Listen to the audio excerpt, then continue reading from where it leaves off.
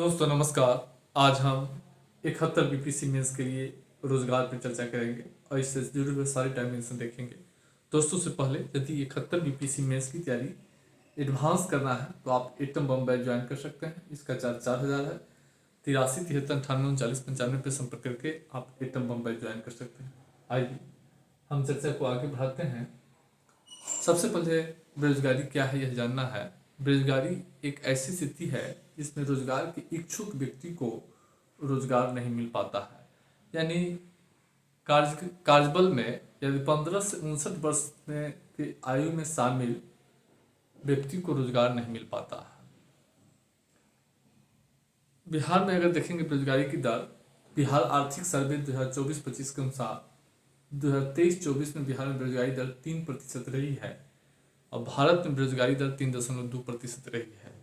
ये रिसेंट जो आर्थिक सर्वे है 24-25 के उसके अकॉर्डिंग है।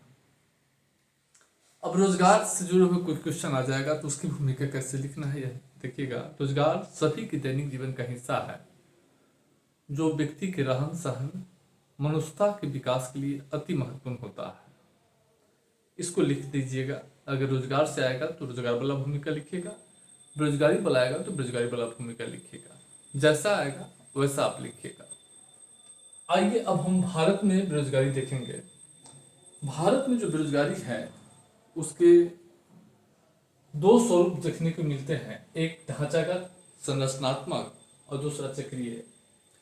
ढांचागत या संरचनात्मक बेरोजगारी एक ऐसी बेरोजगारी होती है जिसमें काम करने के इच्छुक व्यक्ति को रोजगार के अनुसार योग्यता नहीं होता है, कौशल का अभाव होता है। यानी काम तो है लेकिन उस काम करने के लिए जो रोजगार खोजने वाले लोग हैं, जो बेरोजगार लोग हैं, उसमें आवश्यक कौशल एवं तकनीकी ज्ञान नहीं होता है। तो भारत में बेरोजगारी की जो बेरोजगारी है वह ढांचागत या संरचनात्मक बेरोजगारी है। भारत के 65% युवाओं में कोई भी व्यवसायिक कौशल प्रशिक्षण प्राप्त नहीं है। और चक्रीय बेरोजगारी विकसित देशों में पाई जाती है, लेकिन अब भारत में भी यह बेरोजगारी दिखने लगा है। यह मंदी के दौरान जो है पैदा होता है। जब अर्थव्यवस्था में मंदी आती है तो वस्तु सेवाओं का उत्पादन ठप हो जाता है। उत्पादन ठप हो जाने से उसमें रोजगार में लगे लोग बेरोजगार हो जाते हैं और बेरोजगार होते हैं। जैसे ही मंदी छटता है सब लोग को रोजगार मिल जाता है। तो ये चक्रीय बेरोजगारी है, ये चलता रहता है अर्थव्यवस्था में। अब भारत में बेरोजगारी के प्रकार देखेंगे। भारत में बेरोजगारी दो प्रकार के पाए जाते हैं, एक शहरी क्षेत्रों में बेरोजगारी, एक ग्रामीण क्षेत्रों में बेरोजगारी। तो ग्रामीण क्षेत्रों में जो बेरोजगारी पाया जाता है वह दो प्रकार के हैं, मौसमी बेरोजगारी और प्रच्छन्न बेरोजगारी।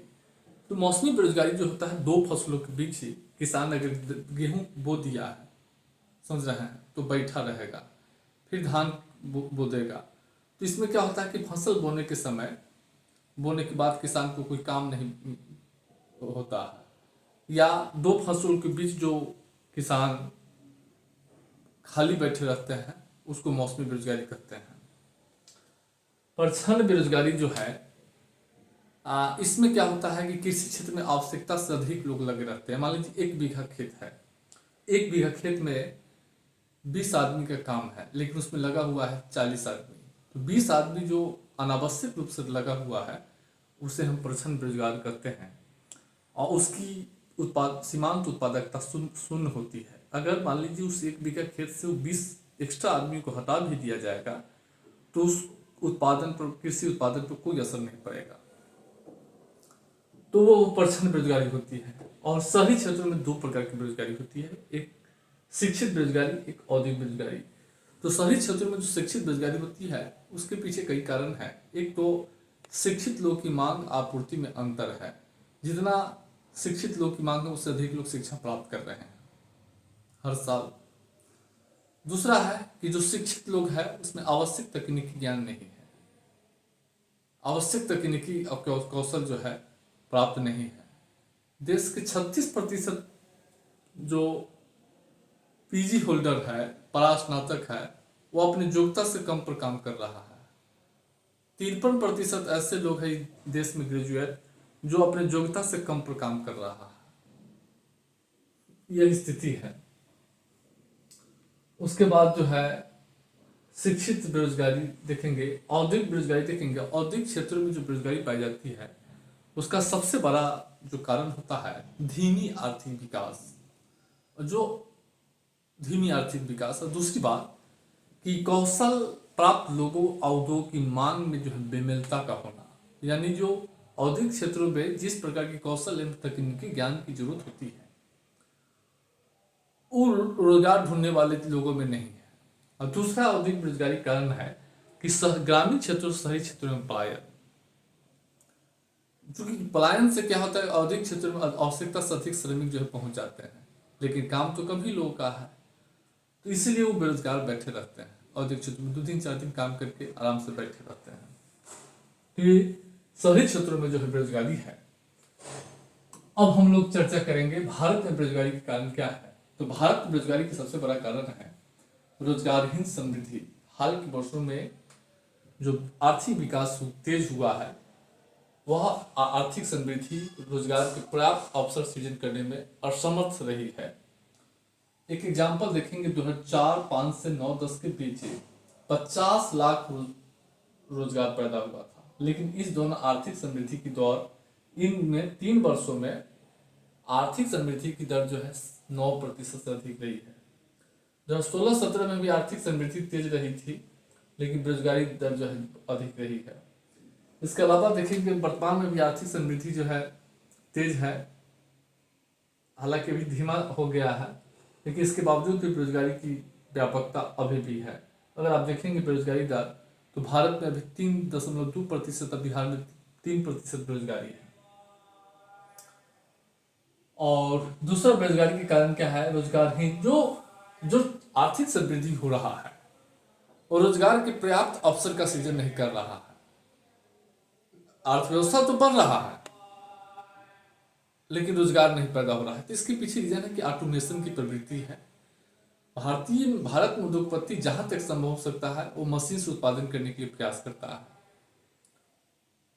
पूंजी प्रधान, वो श्रम प्रधान व्यवस्था को बदलकर पूंजी प्रधान व्यवस्था को अपनाना चाहता है, प्रौद्योगिकी प्रधान, ताकि कम से कम लोगों के द्वारा हम अधिक से अधिक मुनाफा कमा सके। जनसंख्या विस्फोट असर, देखिए जब श्रम बाजार में जनसंख्या की जब पूर्ति अधिक होती है तो सब लोग को रोजगार तो मिलना नहीं है। जनसंख्या बढ़ेगा तो जनसंख्या के अनुपात में सब लोग को रोजगार तो मिलना मुश्किल है। तो श्रम बाजार में जनसंख्या के भार में वृद्धि होने से, जनसंख्या अधिक संख्या में श्रम बाजार में लोगों के प्रवेश करने से बेरोजगारी होती है। अब देखिए 2017-18 में श्रम भागीदारी दर 49.8% था, 23-24 में बढ़कर 60% हो गया है। यानी श्रम भागीदारी में वृद्धि होगा, श्रम बाजार में लोग प्रवेश, नए लोगों को प्रवेश होगा। हर साल लोग इंटर पास करते हैं, ग्रेजुएशन पास करते हैं, तो रोजगार बाजार में वो आएंगे ना, लेकिन रोजगार के अवसर ही नहीं है तो बेरोजगार होंगे ना। विनिर्माण क्षेत्र का देखिए, भारत में रोजगार सृजन में सबसे बड़ा या विश्व में रोजगार सृजन में सबसे बड़ा योगदान होता है मैन्युफैक्चरिंग सेक्टर का। जो वस्तुओं का उत्पादन होता है उसमें वस्तुओं का उत्पादन, जैसे कि घड़ी बन रहा है, मोटरसाइकिल बन रहा है, ट्रैक्टर बन रहा है, कपड़ा बन रहा है, या कोई भी वस्तु का उत्पादन, उस दौरान रोजगार का उत्पादन होता है। लेकिन भारतीय अर्थव्यवस्था में विनिर्माण क्षेत्र का तीव्र विकास नहीं हो पाया है। भारत के जीडीपी में आज भी 17% योगदान जो है मैन्युफैक्चरिंग सेक्टर का है। और वही अगर चीन और दक्षिण कोरिया में देखेंगे तो वहां के जीडीपी में 40% के आसपास योगदान है विनिर्माण क्षेत्र का। तो जब तक कारखाना नहीं लगेगा, औद्योगिकरण नहीं होगा, तब तक रोजगार नहीं पैदा होंगे। भारत में औद्योगिकरण कम है, कम औद्योगिकरण हुआ है, बिहार में तो और नहीं है, तो रोजगार नहीं पैदा हो रहा है। तो यही कारण है कि सारे लोग बेरोजगार हैं, समझ रहे हैं। कृषि क्षेत्र में रोजगार का, अब देखिए जलवायु परिवर्तन हो या भूमि का विखंडन हो, कृषि क्षेत्र में घटती हुई आय, इसके कारण कृषि क्षेत्र में रोजगार के अवसर में गिरावट हुई है। भारत के रोजगार में कृषि क्षेत्र का योगदान जो है 2023-24 के अनुसार, 2024-25 के बजट आर्थिक सर्वे के अनुसार 46.1% है। बिहार में 54.2% है, इधर बढ़ गया है। ऑटोमेशन की प्रवृत्ति, अब भारत में उद्योगपति जहां तक संभव होता है वो मशीनरी को, प्रौद्योगिकी को प्राथमिकता देता है। वो श्रम प्रधान, श्रम को जहां तक संभव होता है वो हटाने का प्रयास करता है। तो श्रम आधारित उत्पादन और पूंजी और प्रौद्योगिकी आधारित उत्पादन को बढ़ावा देने से क्या हुआ है कि भारत में बेरोजगारी फैली है। एमएसएमई पर वैश्वीकरण, भारत में रोजगार का सबसे बड़ा क्षेत्र है एमएसएमई, लेकिन वैश्वीकरण के कारण क्या हुआ कि इस क्षेत्र में रोजगार के अवसर घटे हैं। वैश्वीकरण के कारण क्या हुआ है कि इनको उत्पादन पर जो है असर पड़ा है। इस क्षेत्र में चुनौती बढ़ने से इनका भी इन क्षेत्र में रोजगार जो है बेरोजगारी बढ़ी है। तो प्रधानमंत्री एमएसएमई को बढ़ावा देने के लिए बहुत सारा प्रयास किया है, जिसमें पीएम विश्वकर्मा, क्रेडिट गारंटी योजना, प्रधानमंत्री रोजगार सृजन कार्यक्रम, मुद्रा, समझ रहे हैं, उद्यमिता मंच, कौशल का भाव। देखिए भारत के युवाओं में 65% भारत के युवाओं में कोई व्यावसायिक शिक्षण नहीं है। और जब कौशल और प्रशिक्षण प्राप्त नहीं होगा, कौशल और तकनीकी ज्ञान नहीं होगा, तो आप श्रम बाजार में, जॉब मार्केट में आप रोजगार का लाभ, रोजगार के अवसर का लाभ नहीं उठा पाएंगे। जो कौशल एवं तकनीकी ज्ञान होती है वह युवाओं को उत्पादक रोजगार के योग्य बनाता है। वह अंतर्राष्ट्रीय और राष्ट्रीय श्रम बाजार में, रोजगार बाजार में, जॉब मार्केट में वो अधिक वेतन के रोजगार प्राप्त करने में सक्षम होते हैं। समझ रहे हैं। लेकिन कौशल, चूंकि 65% आबादी के पास तो कोई कौशल नहीं है आपके पास, तो कहां से जो है लोगों को रोजगार मिलेगा। उसके बाद बेरोजगारी का प्रभाव देखेंगे तो बेरोजगारी से सांप्रदायिकता, कट्टरता का प्रसार होता है। अगर आदमी लंबे समय तक काम नहीं है तो बैठा हुआ होगा, तो वह क्या होगा कि उसमें एक कुंठा का विकास होता है, और वह जो है अगर थोड़ा भी कहीं दंगे उंगे हो रहे हैं, सांप्रदायिक तनाव अगर हुआ है तो इसका विस्तार हो जाएगा, लोग हिंसा में उतारू हो जाते हैं। अगर लोगों के पास, क्योंकि रोजगार ही एक ऐसा समृद्धि और विकास की भी कड़ी है रोजगार, उस विकास जो होगा वो विकास समृद्धि में कैसे बदलेगा, रोजगार के माध्यम से बदलता है। क्योंकि जो उत्पादन होगा उस लोगों को रोजगार मिलता है, आय बढ़ता है, और आय से ही लोगों की जीवन में बदलाव आता है। इनकम से ही, बिना पैसा के इनकम में कोई जीवन कोई बदलाव नहीं होता है। आप लोग जो प्रयास कर रहे हैं डीएम डीएसपी के लिए, इसके पीछे सबसे बड़ा कारण अगर रियलिटी देखिएगा, पैसा और कुछ नहीं है। पैसा हो जाएगा ना, सब जेब में, पैसा ही देश में सब चीज है, सुन लीजिए, और पैसा ही सब चीज है। मुझे जो लगा अभी तक, पैसा ही सब चीज है। समझ रहे हैं, क्योंकि पैसा को आप दुनिया के हर चीज खरीद सकते हैं, खुशी भी खरीदा जा सकता है, खुशी भी हो सकता है। आप कुछ देर दुखी रहेंगे, लेकिन तो सबको रहना है। तो गरीबी को पसंद, अगर पैसा नहीं होगा तो आप खान पान पर ध्यान नहीं देंगे, कुपोषण में वृद्धि होगी, गरीब की गरीबी बने रहेंगे, अपराध। अब देखिए बेरोजगारी के कारण लोग क्या करता है, नशाखोरी करता है, नशाखोरी करके अपराध को अंजाम देता है। अब पैसा के लिए किसी को मर्डर कर देना, शूट आउट करना, स्नैपिंग करना, छीना झपटी करना, इससे कानून व्यवस्था को भंग करना। राष्ट्रीय संसाधन, जो शिक्षित बेरोजगार है, एक तरीके से राष्ट्रीय संसाधन, मान लीजिए देश के 36% परास्नातक लोग अपने योग्यता से कम पर, योग्यता के अनुरूप जो है उनको रोजगार नहीं प्राप्त कर रहे हैं। अब इससे क्या होगा, आप पीजी कर लिए, पीजी करने पर, आपके पीजी कराने पर सरकार कितना खर्च है, तो उसके अकॉर्डिंग आप जो है जीवन यापन नहीं कर रहे हैं, तो राष्ट्रीय संसाधनों का नुकसान होता है। सरकार जो खर्च किया उसका कोई फायदा नहीं मिल रहा है। अगर आप स्नातक करके ही अब चपरासी की नौकरी कर रहे हैं, तो फिर स्नातक क्यों की, वो तो 10वां पास करने के बाद भी हो जाएगा। तो जो पैसा खर्च इंटर करने में, स्नातक करने में खर्च हुआ तो बर्बाद हो गया ना। तो राष्ट्रीय संसाधन की नुकसान होती है, नशाखोरी में वृद्धि होती है, मांग पर असर।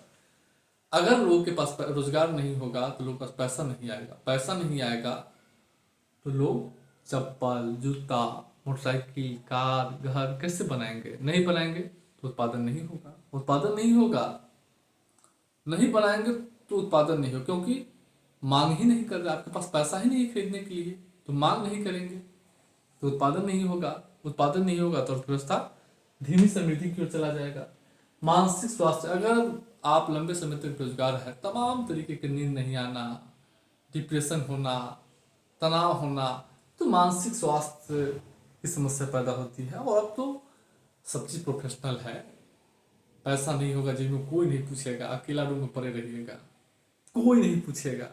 एक समय के बाद घर वाले भी ऐसे ही करते हैं, सारे लोग प्रोफेशनल है मुझे जो लगा, और स्वार्थ से जुड़ा हुआ सब लोग है। अब देखिए बेरोजगारी होगी, अगर मान लीजिए तो क्षेत्रवाद को बढ़ावा मिलता है। अब देखिए हरियाणा में निजी क्षेत्र में नौकरी की आरक्षण, झारखंड सरकार द्वारा निजी क्षेत्र में आरक्षण, बिहार के युवाओं द्वारा शिक्षक नियुक्ति में बिहार के युवाओं के लिए आरक्षित करना, ये सब क्या है? क्षेत्रवाद को बढ़ावा मिल रहा है। क्यों? रोजगार के अवसर नहीं है, बड़े पैमाने पर बेरोजगारों की मौजूदगी है, इस सब से। अब रोजगार बेरोजगारी निवारण रणनीति पर हम चर्चा करेंगे। सबसे बड़ा रणनीति है तेज आर्थिक समृद्धि। सरकार का मानना है कि हम आर्थिक समृद्धि को बढ़ावा देंगे तो उससे बड़े पैमाने पर रोजगार सृजन होगा। आर्थिक समृद्धि को बढ़ावा देने का अर्थ है उत्पादन को बढ़ावा देना। उत्पादन बढ़ेगा तो ऑटोमेटिक जो है वस्तु और सेवाओं का उत्पादन होगा और उस दौरान लोगों को रोजगार मिलेगा, क्योंकि उत्पादन के दौरान ही लोगों को रोजगार मिलता है। तो बिहार और भारत सरकार दोनों इस पर जोर दे रही है, कौशल विकास पर जोर। भारत सरकार का मानना है कि युवाओं को राष्ट्रीय अंतर्राष्ट्रीय श्रम बाजार में रोजगार के अवसर का लाभ उठाने के लिए हमको उसको श्रम विकास, कौशल विकास पर जोर देना होगा। इसलिए सरकार कौशल विकास नीति, प्रधानमंत्री कौशल विकास योजना, बिहार सरकार द्वारा कौशल युवा कार्यक्रम या जो है बिहार स्टूडेंट क्रेडिट कार्ड, 7 निश्चय के तहत जो है कौशल विकास के लिए प्रयास कर रही है। और एमएसएमई रोजगार गहन क्षेत्र है। कृषि के बाद सबसे बड़ा रोजगार प्रदाता क्षेत्र एमएसएमई है और सरकार एमएसएमई रोजगार सृजन को बढ़ावा देने के लिए एमएसएमई को बढ़ावा देने का प्रयास कर रही है। क्योंकि कृषि भारत में रोजगार का सबसे बड़ा स्रोत कृषि है, तो भारत और बिहार दोनों सरकार कृषि समृद्धि पर जोर दे रही है और सरकार समय से रोजगार सृजन कार्यक्रम भी चलाता है। बुनियादी ढांचा, पर्यटन, सूचना संचार प्रौद्योगिकी को बढ़ावा दे रही है सरकार, ताकि इस क्षेत्र में रोजगार के अधिक अवसर पैदा। डिजिटल अर्थव्यवस्था को बढ़ावा दिया जा रहा है। डिजिटल अर्थव्यवस्था से बड़े पैमाने पे जो हम देख रहे हैं ऑनलाइन पढ़ा रहे हैं, डिजिटल अर्थव्यवस्था है। जो स्विगी और जोमेटो द्वारा जो खाना पहुंचाया जा रहा है वर्कर द्वारा या ई कॉमर्स द्वारा, ये सब जो है रोजगार, डिजिटल रोजगार है। डिजिटल अर्थव्यवस्था को बढ़ावा दे रही है। अब हम लोग देखेंगे रोजगार सृजन के लिए भारत और बिहार सरकार के प्रयास। भारत सरकार क्या किया है कि 29 श्रम कानूनों को समाहित करके 4 श्रम संहिता में बदल दिया है। और ये जैसे मजदूरी संहिता 2019 हो गया, सामाजिक सुरक्षा संहिता हो गया, तो ये जो श्रम संहिता है इससे क्या होगा कि श्रम को उद्योग और श्रमिकों के बीच बेहतर तालमेल को बढ़ावा देने के लिए, समझ रहे हैं, सामाजिक सुरक्षा के लिए, और साथ ही साथ उद्योगों को भी अपनी आवश्यकता अनुसार श्रम को रखने, हटाने, इस सब के लिए जो है ये 4 श्रम संहिता तैयार किया गया है, ताकि औद्योगिक क्षेत्र जो है अधिक से अधिक श्रमिकों को रोजगार दे, साथ ही साथ श्रमिकों को भी जो हितों की रक्षा हो सके। और प्रधानमंत्री कौशल विकास योजना, देखिए कौशल विकास के लिए कौशल विकास मंत्रालय का गठन किया गया है। कौशल विकास उद्यमिता नीति 2015, प्रधानमंत्री कौशल विकास योजना, तमाम प्रयास किए जा रहे हैं। आईआईटी, इंजीनियरिंग कॉलेज सब खोले जा रहे हैं, पॉलिटेक्निक कॉलेज, आईटीआई। एमएसएमई को बढ़ावा देने के लिए प्रधानमंत्री मुद्रा योजना लॉन्च किया गया है, ताकि एमएसएमई को 3 प्रकार के ऋण जो है ऋण दिए जाते हैं, जिसमें शिशु है, तरुण है भी शामिल है। दीनदयाल अंत्योदय योजना ग्रामीण और शहरी। अब देखिए इसके स्वयं सहायता समूह के माध्यम से महिलाओं को रोजगार जो है प्रदान किया जाता है। पीएम गति शक्ति के माध्यम से जो निर्माण क्षेत्र है, निर्माण कंस्ट्रक्शन क्षेत्र है, जैसे सड़क, पुल, पुलिया, हवाई जहाज, सड़क, पुल, पुलिया, इसको जो है बढ़ावा अधिक से अधिक एक्सप्रेसवे, औद्योगिक कॉरिडोर, इसको निर्माण पर जो सरकार जोर दे रही है, ताकि दोनों लोगों को रोजगार मिल सके। MNREGA, startup, stand up, make in India, इस सब के माध्यम से मैन्युफैक्चरिंग सेक्टर में अधिक से अधिक रोजगार को पैदा करने पर जोर दिया जा रहा है। बिहार सरकार का प्रयास, बिहार सरकार कृषि समृद्धि पर जोर दे रही है, क्योंकि राज्य के कुल रोजगार क्षेत्र में कृषि का 54.2% योगदान है। बिहार स्टार्टअप नीति, उद्यमी योजना लाया गया है। इसके बाद जीविका के माध्यम से बड़े पैमाने पर महिलाओं को रोजगार दिया जा रहा है। कौशल विकास के लिए सरकार स्टूडेंट क्रेडिट कार्ड, युवा कौशल कार्यक्रम, तमाम ऐसे प्रोग्राम चला रही है। सरकार सड़क पुल पुलिया पर निवेश में वृद्धि कर रही है लगातार। 2005-10 से 2005-10 में सड़क पुल पुलिया पर निवेश 12,002 करोड़ था, जो 2020-25 में बढ़कर 46,173 करोड़ हो गया है। जो सड़क पुल पुलिया का निर्माण होता है, तो इस सड़क पुल पुलिया में बड़े पैमाने पर लोगों को रोजगार मिलता है। काम करते इंजीनियर हो, ओवरसीयर हो, टेक्नीशियन हो, मजदूर हो, देख रेख वाला हो, इस सबके। उसके बाद 7 निश्चय के तहत जो है बड़े पैमाने पर शिक्षकों की नियुक्ति हो, या महिलाओं शिक्षकों की नियुक्ति हो, या सब बीपीएससी के माध्यम से, एसएससी के माध्यम से, इस सब के माध्यम से नियुक्ति जो है, आरक्षित रोजगार, युवाओं का अधिकार, इस सब के माध्यम से प्रयास जो है किया जा रहा है।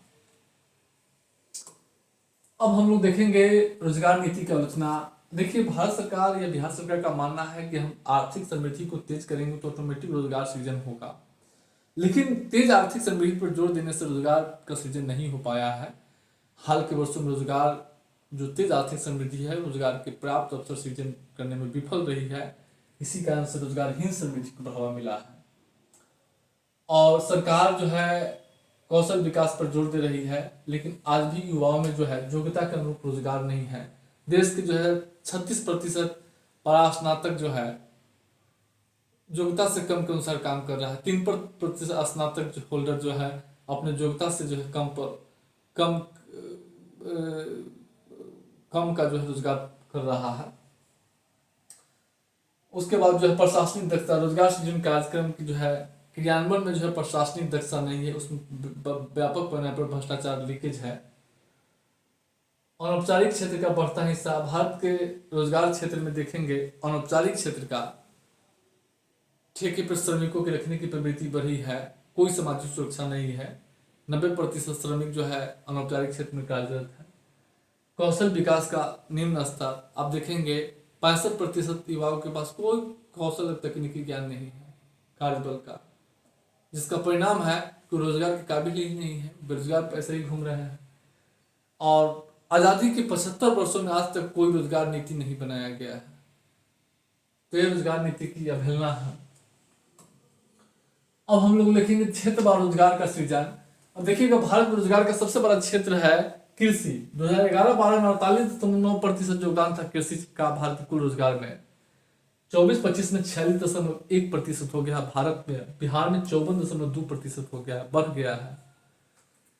द्वितीय क्षेत्र में देखेंगे तो मैन्युफैक्चरिंग सेक्टर में 2023-24 में 11.4% लोग कार्यरत थे कुल कार्यबल का, और बिहार में 5.2% कार्यरत थे कुल कार्यबल का।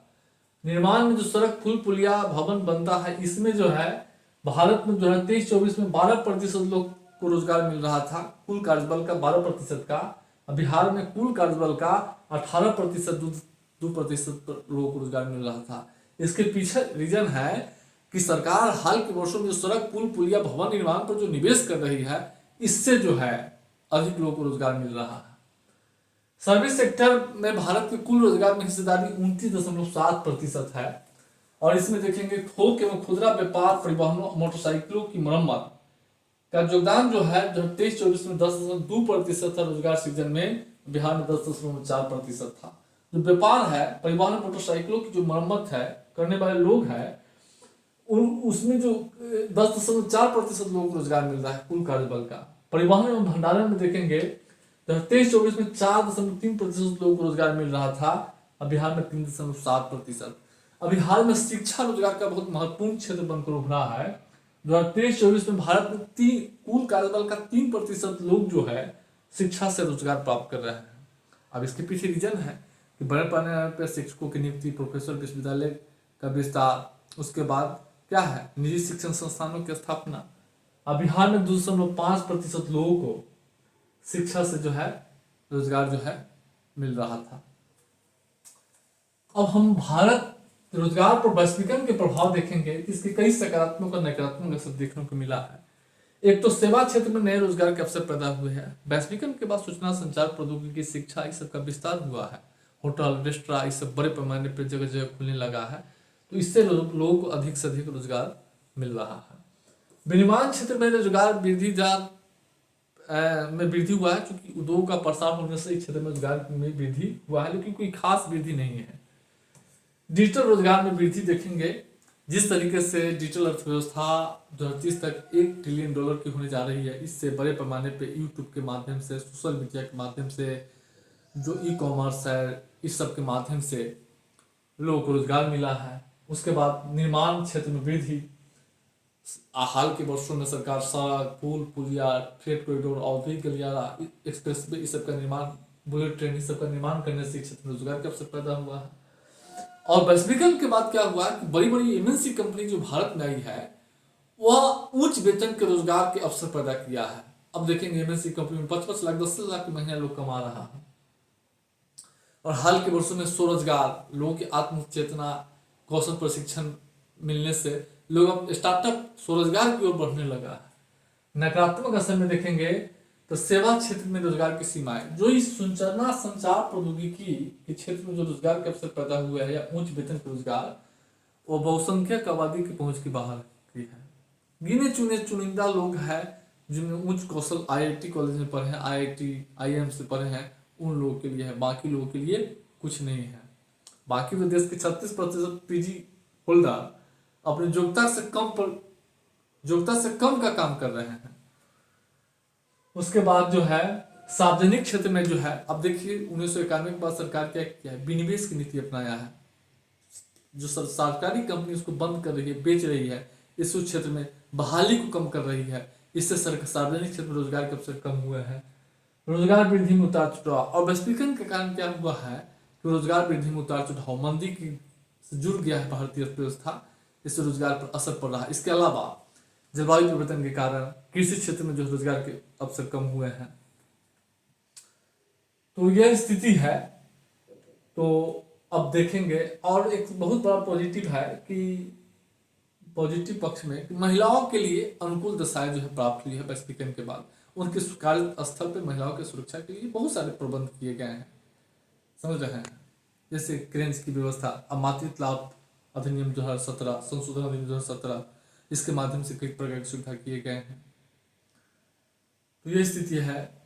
और समान कार्य के लिए समान वेतन अधिनियम लागू किया गया है। तो अब महिला पुरुष दोनों को जो रोजगार के समान रोजगार में समान वेतन मिलता है।